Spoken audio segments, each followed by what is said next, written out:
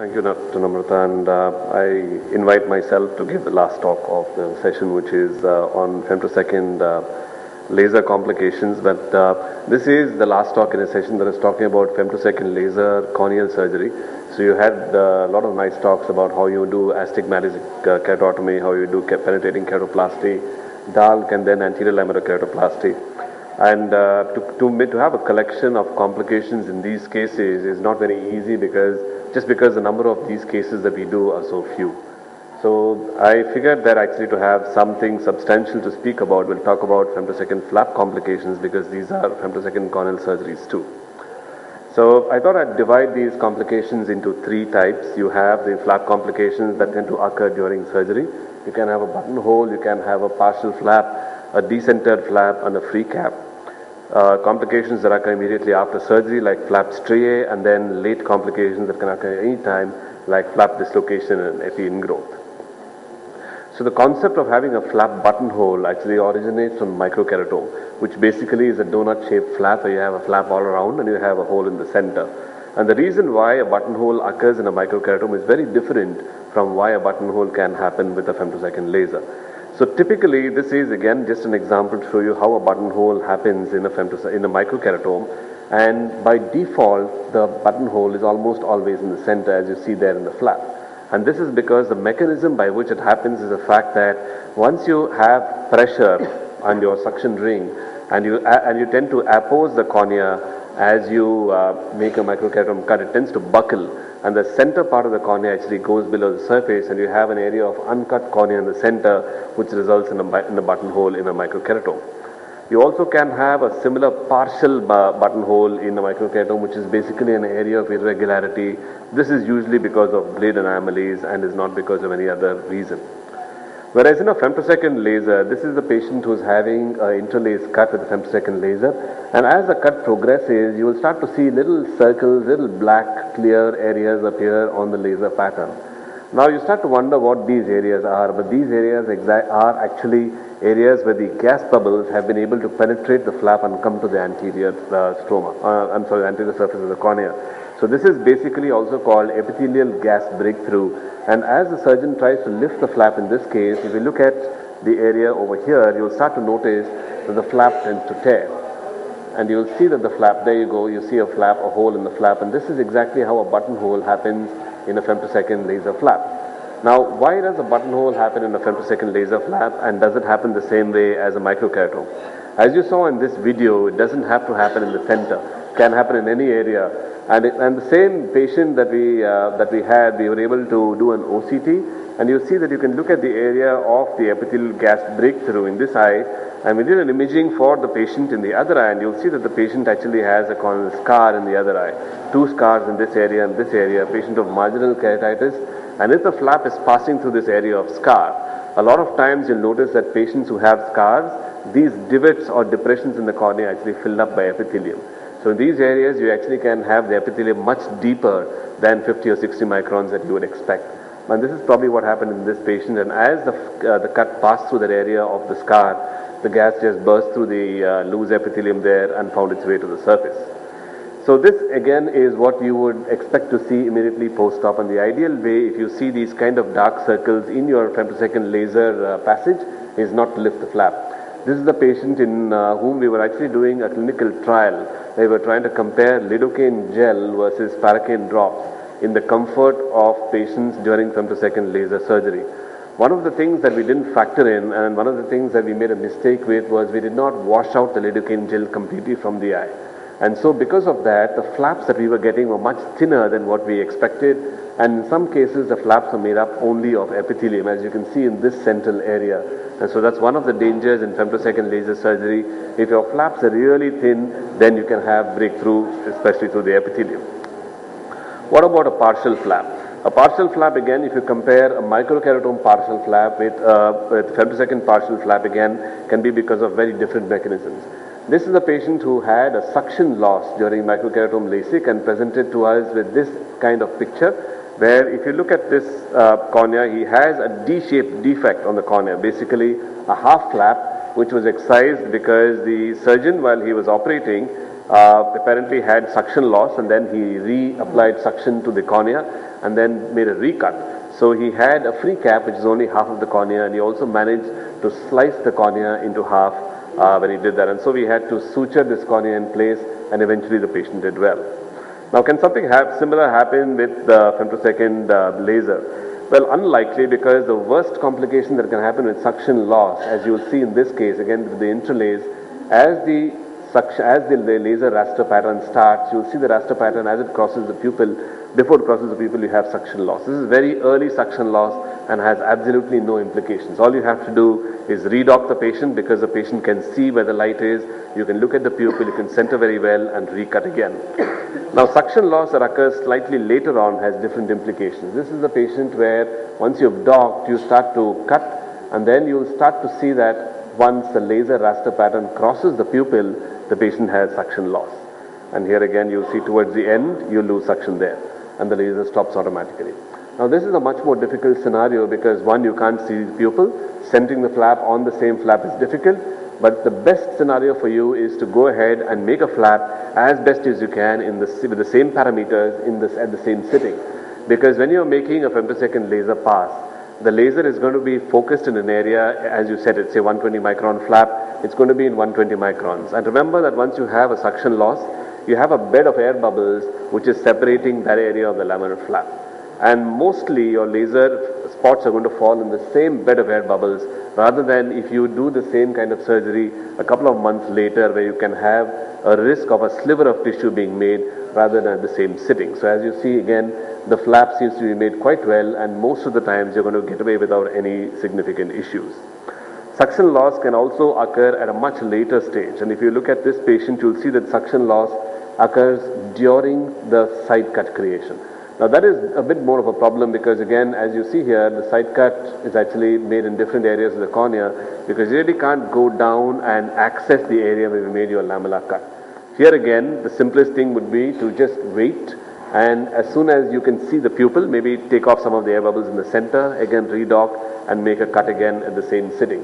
Another alternative is you can use a side cut only in a smaller diameter within the area that you made the flap, because your lamellar cut is already made.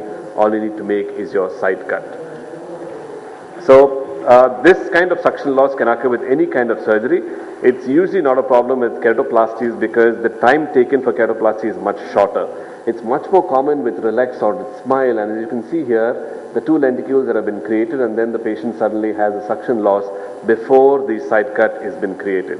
So again, in this patient, we were able to redock the patient and recut, because we were able to mark the pupil at the slit lamp.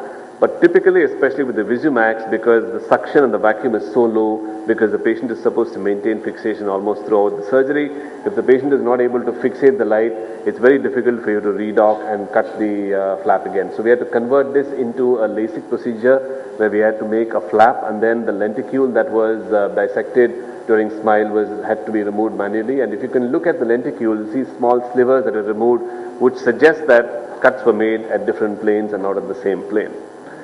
Another problem with femtosecond lasers is this little white puff of bubbles that you see here. This is called OBL, or opaque bubble layer. Normally it doesn't look very dangerous, doesn't have any implications if this OBL is posterior. But if it comes anteriorly, what it's going to do is it's going to block further delivery of the laser. So the area that you have your OBL in, you're going to have an uncut area of the flap, and you're going to struggle with dissecting the flap if you're doing your laser. You also can have an eccentric flap with the femtosecond laser also, exactly like how you have the microkeratome. It's much less common, because once you actually dock the patient's eye, the patient eye really doesn't move. But if you have an eccentric flap like with the femtosecond laser, like you see here, all you have to do is wait till the bleeding stops before you lift the flap.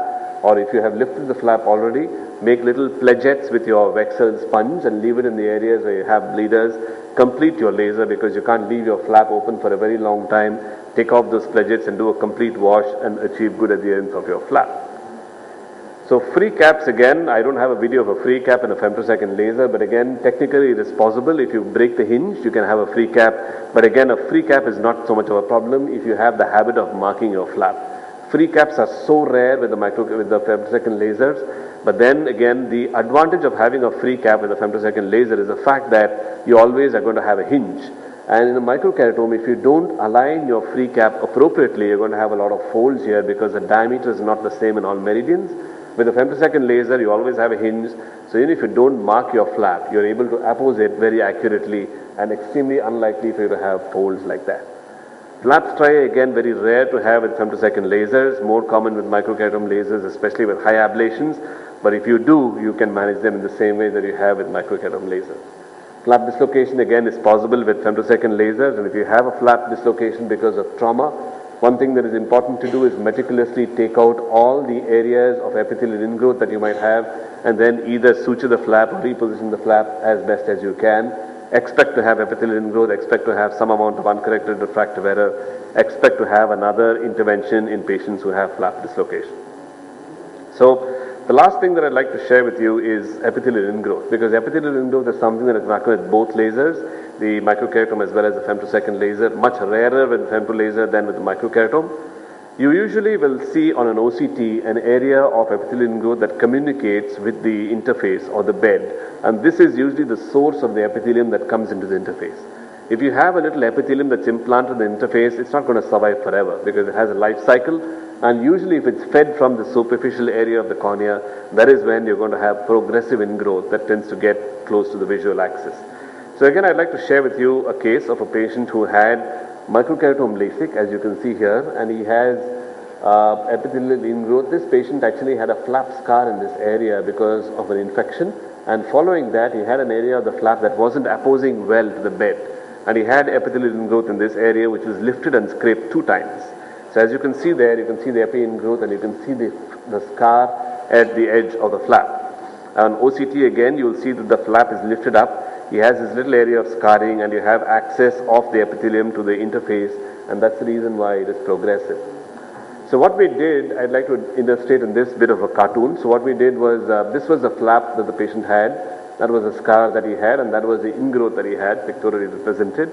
So what we decided to do, because we thought that if you're going to lift the flap again and put it back, he's going to have ingrowth again because the area of the scar is not going to appose well enough. So with the femtosecond laser, we decided that we're going to make a cut which was inside the area of the scar that he had, and we thought we'll excise the area of the scar to prevent the epi ingrowth from going in, take off the epithelial ingrowth, and then remove that part and then put some fibrin glue in that area. So that was the plan. And again, just to illustrate, this is the video of what we did. This is, let me see if I can get that video to run. Well, the video isn't running, so I'll have to apologize for that. So basically, that is what we did in the animation, and this is post-op 1 week. And he did have pretty good resolution of his epi ingrowth, but unfortunately, when he came back around 3 months later, he had recurrent ingrowth from the edge of the area that we excised. So what we had to do here was, we found that we actually can do a YAG laser for the epi ingrowth. So the recurrent ingrowth was YAG'd, and you can see the bubbles of the YAG laser. And 6 months later, sorry, this is the video that I had. I'm sorry, but looks like I mixed up my slides. So this is what we did. We just made a side cut with the femtosecond laser, and then once the side cut was made, we lifted only the internal side cut up to the lamella and left the peripheral rim of uncut flap intact.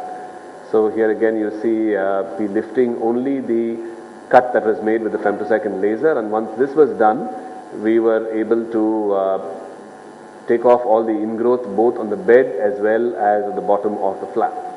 So that was the scraping of the bed as well as scraping at the bottom of the flap.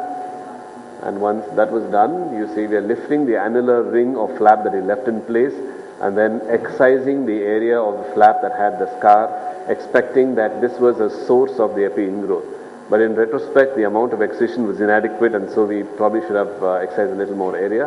And then we took off all the epithelium after exposing it to alcohol, did a good wash, and then once we had apposition, then we put fibrin glue in that area to hopefully adhere the flap in that area better. So again, going back to showing you pictures, so that was what we saw, and then we had recurrent ingrowth, and then with the YAG laser, once we managed it, he didn't have any ingrowth after that. So I'm going to leave you with one last video, and this is my third ever femtosecond laser case. This is a patient who was had a difficult lift and patient was refusing to look up. He was looking down, so I suddenly asked him to look up with my instrument inside. And if I'll pause that video there, you'll see that he actually had a vertical cut in his cornea.